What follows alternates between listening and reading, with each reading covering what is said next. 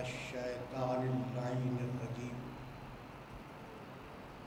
بسم اللہ الرحمن الرحیم الحمد للہ وکفیٰ والسلام علی عبادہ الذین اصطفیٰ۔ عزیزان محترم، برسوں سے میں جناب اشرف عباس صاحب اللہ کی اس منعقدہ محفل میں حاضری دیتا ہوں، لیکن اس سے پہلے انہوں نے میرے کلام کی کبھی فرمائش نہیں کی۔ ایسا ہے یا نہیں؟ آج فرمایا کہ کلام تو ٹوٹے پھوٹے شعر تو میں بھی کہہ لیتا ہوں، لیکن ہاں واقعی شعر ذہن میں نہیں ہے، اور اگر ہوتے تو یقیناً میں حاضر کرتا۔ ایک موقع ہے کہ ہم سن لیتے ہیں شعراء کو اور لطف اٹھا لیتے ہیں۔ میں لاؤڈ تھنکنگ کروں، تھوڑی سی لاؤڈ تھنکنگ۔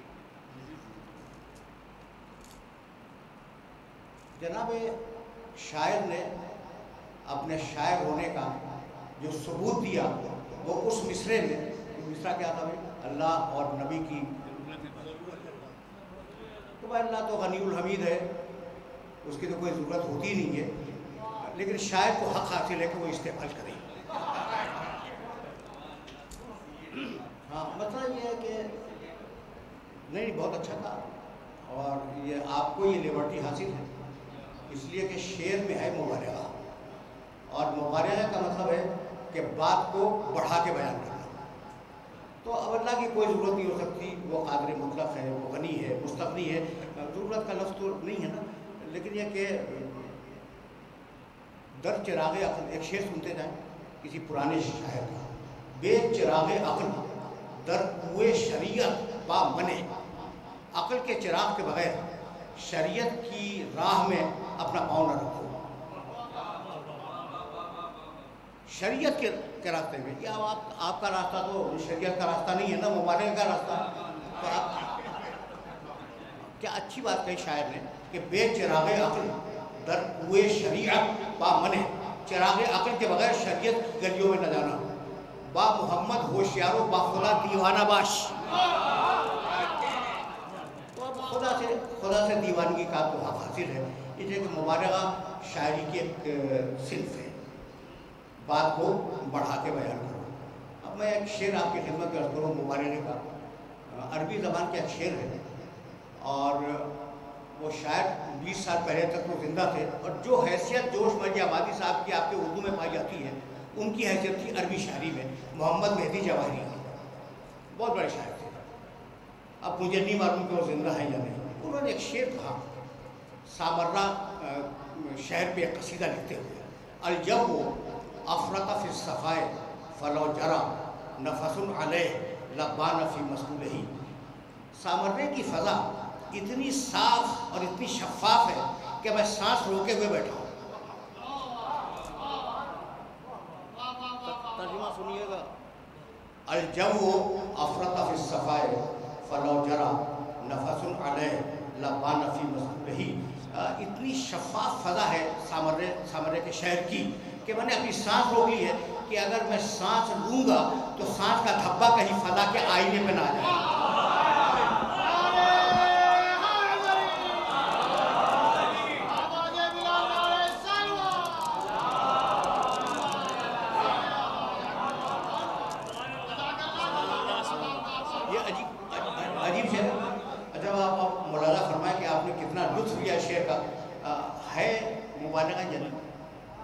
مبالغہ تو ہے، حقیقت تو نہیں ہے، مبالغہ تو ہے۔ اچھا یہی سبب ہے کہ قرآن مجید نے کہا وما علمناہ الشعر وما ينبغي له ان هو الا ذکر وقرآن مبین، ہم نے اپنے محمد کو شعر کہنا نہیں سکھلایا، وما ينبغي له، اور یہ شعر کہنا اس کی شان کے مطابق بھی نہیں ہے۔ ان هو الا ذکر وقرآن مبین، میرا محمد جو بولے یا ذکر ہے یا قرآن ہے۔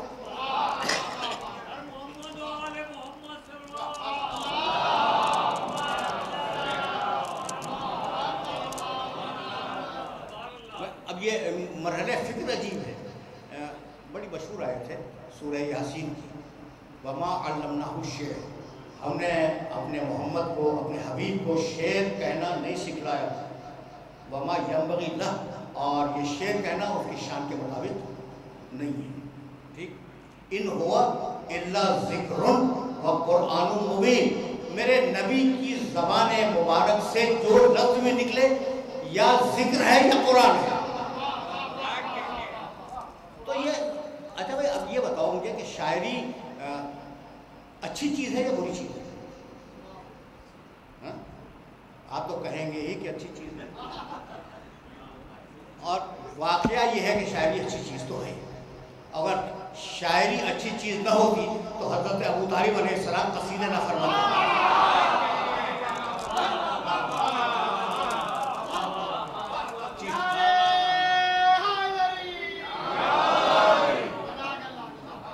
امیر المومنین کا دیوان اس وقت موجود نہ ہوتا، دیوان ہے تو ساری چیز تو اچھی ہے. اب یہ جب چیز اچھی ہے تو اپنے حبیب کو کیوں بچا لیا، اسے شعر کہنا کیوں نہیں سکھلایا؟ سوال ہے نا بھائی. شاعری کا حسن ہے مبالغہ. طے ہو گئی نا بات. ابھی میں نے ایک شعر آپ کی خدمت میں عرض کر دیا. شاعری کا کیا حسن ہے؟ مبالغہ. اس لیے بچایا شاعری سے کہ اگر رسول اپنی اولاد کی فضیلت بیان کرے گا تو دشمنان اولاد مبالغہ کہہ کے درگزر کر دیں گے.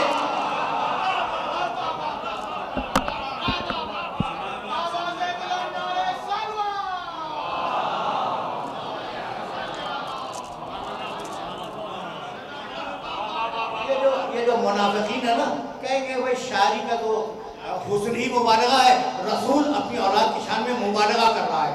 اس لیے کہا وما علمناہ الشعر وما ینبغی لہ ان ہوا الا ذکر و قرآن مبین. میرا محمد جو بھی بولے یا ذکر ہے یا قرآن ہے. بھائی ہم جھوٹ بولیں، سچ بولیں، تقیہ کریں، توریہ کریں، تعریف کریں، غیر ضروری مذمت کرتے، سب کچھ کرتے ہیں نا. یہ ہمارے قول کی قسمیں ہیں. ایسا ہے یہ بھائی جھوٹ بولتے ہیں قول ہے، سچ بولتے ہیں یہ بھی ایک قول ہے، تقیہ کرتے ہیں یہ بھی ایک قول ہے، توریہ کرتے ہیں یہ بھی ایک قول ہے، طنز کرتے ہیں، مذاق اڑاتے ہیں یہ بھی ایک قول ہے. تو ہمارے قول کی بڑی قسمیں ہیں اور قول رسول کی کل 2 قسمیں ہیں، یا ذکر ہے یا قرآن ہے. تو اب اگر کہہ دے، توجہ رہے، کہہ دے کہ انا مدینۃ العلم وہ علی بابا، اگر اسے ذکر نہیں مانو گے تو قرآن ماننا پڑ جائے گا.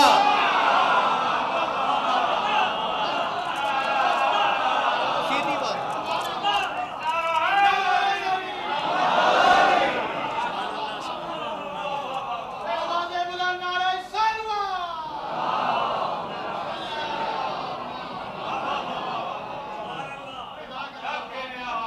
برادر محترم جناب اشرف عباس صاحب قبلہ کی یہ سالانہ محفل ہے اور کسی مخصوص معصوم سے مربوط نہیں ہے. حسن اتفاق سے شہزادی کی تاریخ ولادت سے متصل ہو گئی آ کر. اس لیے ہمارے بیشتر شعراء نے شہزادی کی شان میں منقبتیں ارشاد فرمائی، اشعار پیش کیے. ایسا ہے. اب آخر کلام میں ایک جملہ کہہ کے میں اجازت چاہ لوں. بھائی یہ دنیا کا سب سے پہلا رشتہ کیا ہے؟ سب سے پہلا، سب چپ ہیں بھائی. سب سے پہلا رشتہ ہمارے باپ اور ہماری ماں کا تھا، آدم اور حوا کا. تو سب سے پہلا رشتہ ہے زوجیت کا رشتہ. باپ دادا تو بعد میں آتے ہیں. ایسا ہی ہے نا کہ آدم علیہ السلام خلق ہوئے، جناب حوا سلام اللہ علیہ وہ خلق ہوئی اور ان کی شادی ہو گئی پروردگار نے. اور آپ کو معلوم ہے کہ مہر میں درود تھی جو آپ کو پڑھنی چاہیے نہیں؟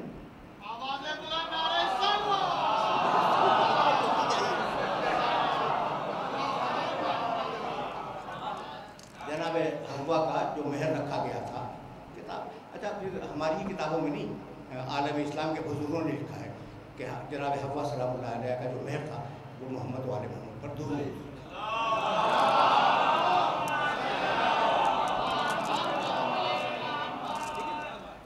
اچھا بھائی تو پہلا رشتہ آدم و حوا سے استوار ہوا اور وہ رشتہ تھا شوہر اور زوجہ کا رشتہ. پھر شوہر زوجہ جب صاحب اولاد بنیں گے تو ماں کا رشتہ آئے گا، باپ کا رشتہ آئے گا. اور پھر جب وہ ان اولاد کی اولاد پیدا ہو جائے گی تو دادا دادی نانا نانی یہ پیدا ہوں گے. تو سب سے پہلا رشتہ ہے زوجیت کا. اچھا بھائی زوجیت کا رشتہ مرد بناتا ہے یا عورت؟ بہت توجہ رکھیے. 3 ہی طریقے ہیں رشتے کے استوار ہونے کے. ایک زوجیت کے. یہ آرام سے سنیے 2 جملے, اور یہ لاؤڈ تھنکنگ کر رہا ہوں میں, سوچ کے بول رہا ہوں. تو پہلا رشتہ کیا ہے زوجیت کا, زوجہ, ٹھیک. پھر شادی ہوئی تو ماں باپ بن گئے, یہی ہوا. تو دوسرا رشتہ کیا ہوا بھائی ولدیت. تو رشتے پیدا ہوئے زوجیت سے, ٹھیک, اور دوسرا رشتہ پیدا ہوا پیدا ہونے سے. تیسرا طریقہ اور ہے رشتے کا, اور وہ اگر یہ سارے بزرگ بیٹھے ہوئے بڑا مسئلہ ہو گیا ہے, چھوٹے بہت کم ہے آج. اچھا ادھر دانشور حضرات تشریف فرمائے. یا تیسرا رشتہ ہے رضاعت کا. رضاعت, دودھ پلانا. تو کیا مرد دودھ پلاتا ہے؟ دودھ تو عورت پلائے گی. اچھا بھائی اب وہ اس شہر میں توجہ رکھیے, اس شہر میں ایک لڑکا ہے اور ایک لڑکی ہے, یا دونوں لڑکیاں ہیں یا دونوں لڑکے ہیں کسی گھر میں, اور 2 الگ الگ اشخاص کی اولاد ہیں. تو اگر آپ نے ایک گائے کا دودھ پلا دیا دونوں کو, لڑکی کو اور لڑکے کو, تو کیا وہ رضاعی بھائی بہن بنیں گے؟ نہیں بنیں گے نا. اچھا اور اب یہ بڑی عجیب بات ہے کہ ایک شہر میں ایک محلے سے دودھ خرید کے لائے, ایک لڑکی کو پلایا اور ایک لڑکے کو پلایا, دونوں رضاعی بھائی بہن نہیں بنے گے. لیکن اگر ایک ہی عورت کراچی میں ایک لڑکے کو دودھ پلا دے اور لاہور میں جا کے دودھ پلا دے ایک لڑکی کو, تو دونوں بھائی بہن ہو گئے یا نہیں ہو جائیں گے؟ رشتوں کے طریقے ہیں, چوتھا کوئی طریقہ نہیں ہے, اور وہ تینوں عورت بناتی ہے, زوجیت, ولدیت, رضاعت. تو اب یہ مرد حضرات جو تشریف فرما ہیں, ممکن ہے کہیں پردے میں خواتین بھی سن رہی ہوں, لیکن اس وقت میرے سامنے تو مرد حضرات تشریف فرما ہیں. تو مرد حضرات اس خوش فہمی میں نہ رہیں کہ وہ رشتے بناتے ہیں.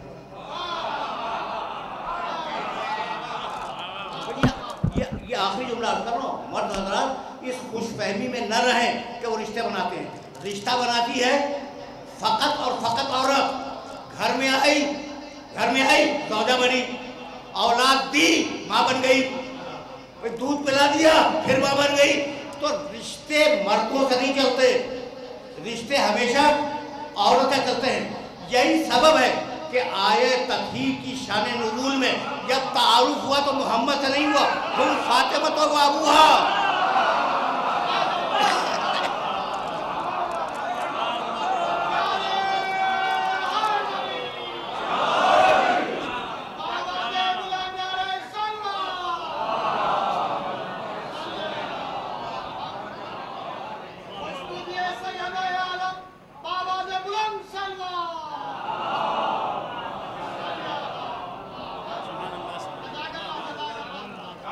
یہ حدیث قصہ بیشتر محترم شعراء نے حدیث قصہ نقل فرمائی, اس کی طرف اشارہ کیا, آیت تطہیر کی طرف اشارہ کیا.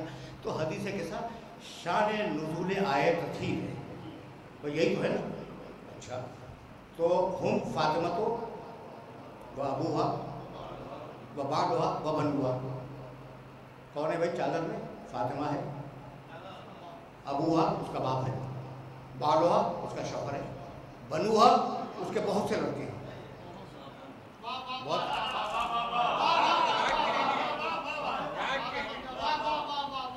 دیکھیں میں بہت زیادہ زبانیں تو نہیں جاتا, 2-3 زبانیں میں بھی جانتا ہوں. ہے تو یہی, مثلا ابن ایک بیٹا, ابنان 2 بیٹے, بنون 3 یا 3 سے زیادہ بیٹے. بنو کے ہماری سمجھ میں آ گئی.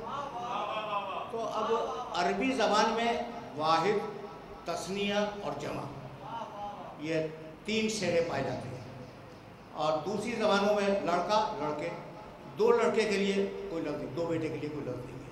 सन्स या संस्कृत में पाया जाता है या अरबी ज़बान में तस्नीह का सिगा। ठीक, यहाँ क्या है, इब्नान है या बनून है? बनून। मेरी तकरीर तमाम हो गई। तकरीर तो कर भी नहीं रहा था, इसलिए लाउड थिंकिंग कर रहा था। मेरी बात तमाम हो गई। बात तमाम ये हुई कि हम फातिमा तो वह अबूहा वह बालहा वह इब्ना, उसके दो बेटे।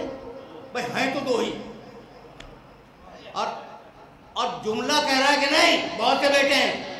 तो भाई ये बात क्या है, अगर दो बेटों का तस्करा होता तो तहारत हसनैन पर रुक जाती। अब जहां तक नस्ल फातिमा में इस्मत जाए वहां तक तहारत जाए।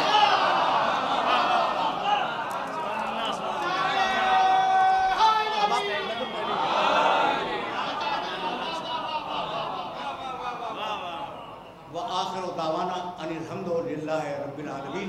सुखनाए गुफ्तनी मेरे पास बहुत थे, लेकिन ये कि मैंने अर्ज़ किया कि मैं लाउड थिंकिंग कर रहा हूँ, तो अब इससे ज़्यादा अर्ज़ नहीं करूँगा। दुआए खैर जनाब मौलाना फरमाएंगे, अता फरमाएंगे जनाब शौकत साहब।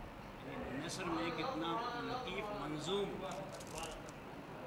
नसर में कितनी लतीफ़ मंजूम अदा हुई।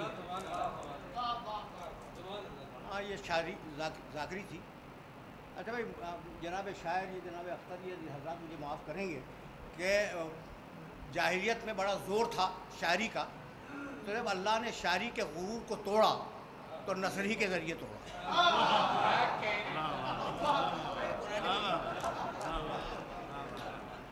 ऐसा है।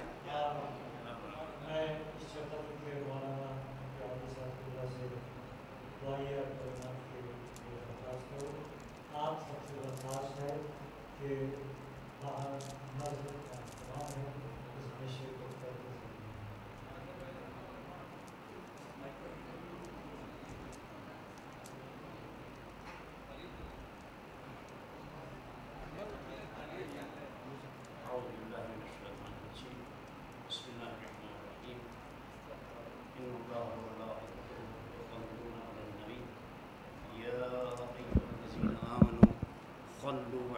वसल्लिमू तस्लीमा।